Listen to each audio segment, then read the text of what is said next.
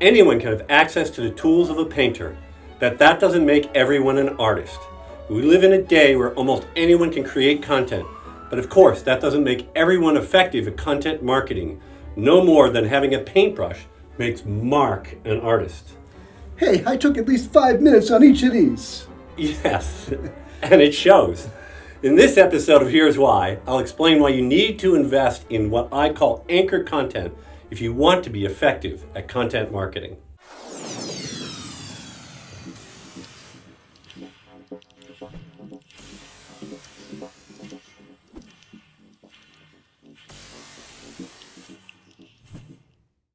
Eric, it seems like the marketing world got the content marketing message, right? Year over year, more and more brands are creating more content than they did the year before. So is content marketing living up to its promise?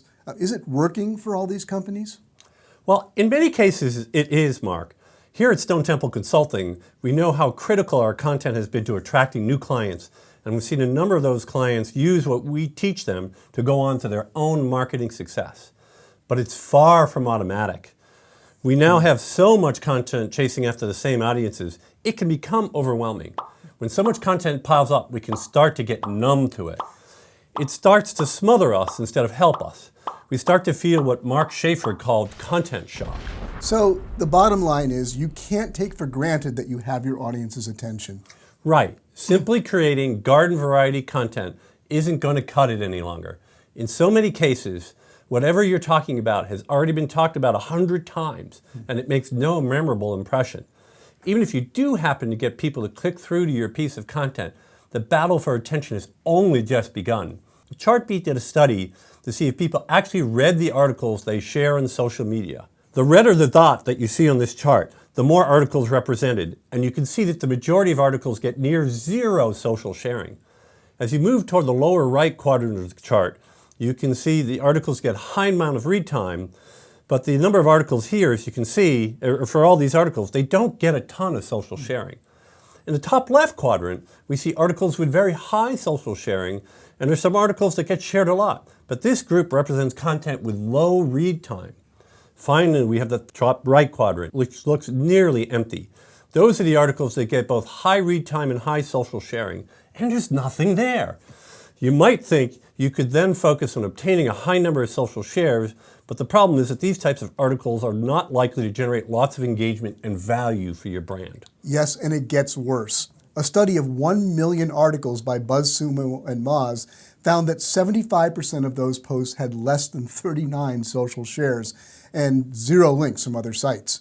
So the vast majority of content gets little engagement and contributes little to no SEO value to the sites they are posted on. A dismal picture indeed, but there is a glimmer of hope amidst all the bad news. When Steve Rayson of BuzzSumo dug into the deeper picture, he discovered a pattern of certain types of content that are more likely to earn social shares and links together. You can find out what those are in my article at the link on your screen now. So Eric, you've been advocating for a while that serious content marketers need to invest in building what you call anchor content. So can you explain what that is and what our viewers need to do to create such content? Sure.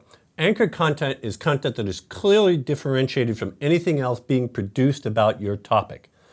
Seth Godin would call it remarkable content, while our friend AJ Cohn talks about creating memorable content. Speaking of Seth Godin, let me list some characteristics of anchor content that I've adapted from a TED Talk of his. So anchor content can be content focused on the interests of the early adopters and innovators in your space.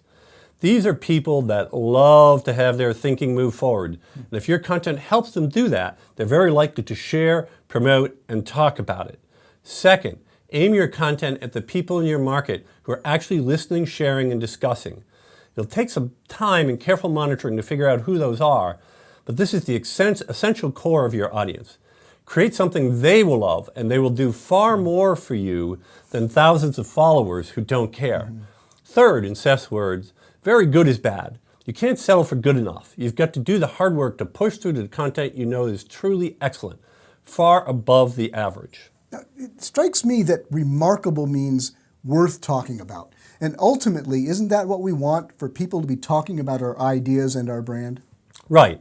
As we showed earlier, it really isn't worth doing content that isn't anything less than anchor content, for only anchor content will produce the result that you're looking for, where you get both shares and links together. Thanks, Eric. And you'll find a lot more about anchor content, what it is, and why it is worth doing, how you can produce it, at Eric's in-depth Search Engine Land article at the link on your screen now.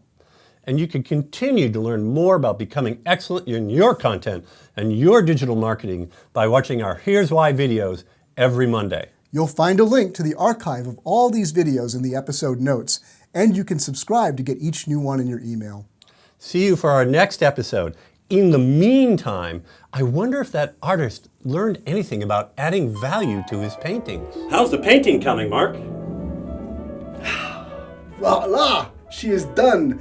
My masterpiece, she is done. Fantastic. I know you put a lot of work into this one. Oh, you're the hours, the blood, the sweat, the tears. You have no idea. Well, can I see it? What marvelous! It's magnificent! Never before has anyone captured my essence, my very soul, as you have done. I am so pleased. I call it Moaning Eric. Oh.